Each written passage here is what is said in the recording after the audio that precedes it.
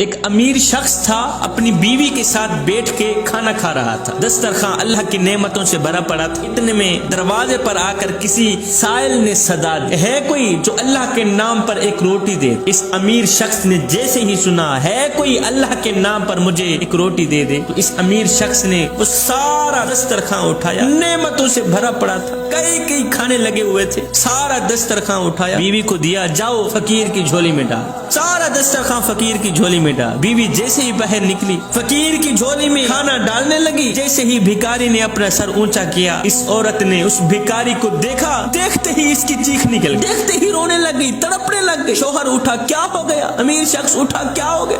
اس نے کہا، نہ پوچھ میرے سرتاج، یہ جو شخص باہر بھکاری بن کر آیا ہے، یہ وقت کا بادشاہ تھا، وقت کا امیر تھا، امیر ترین آدمی تھا، اس کے نوکر تھے، چاکر تھے، ملازم تھے، اور حیران کن بات یہ ہے کہ میں اس کی بیوی تھی، لیکن ہوا یوں، ایک دن اس کے دروازے پر ایک فقیر آیا کچھ مانگنے کے لیے، ایک مصیبت زدہ شخص آیا کچھ مانگنے کے لیے، تو اس نے اسے خوب مارا، مارنے کے بعد اسے دھکے دے کر حویلی سے باہر نکال دیا، اس غریب شخص کو مار پیٹ کر دھکے دے کر گھر سے باہر نکال دیا۔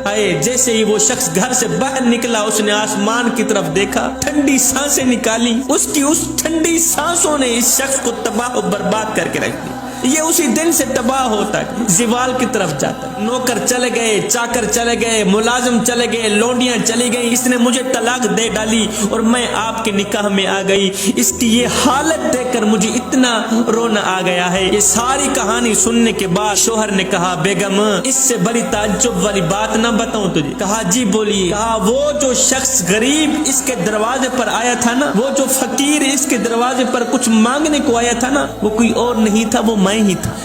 کسی کو دکھ دے کر، کسی کو غم دے کر، کسی کو تکلیف دے کر تجھے کیا لگتا ہے کہ تو ساری زندگی ایسے ہی مسکراتا رہے گا؟ نہ بندے نہ، بس وقت کے الٹنے کی دیر ہے، تیری باری بھی دور نہیں ہے، اس لیے کہ زندگی کے کسی نہ کسی موڑ پہ اپنا کیا آخر بھگتنا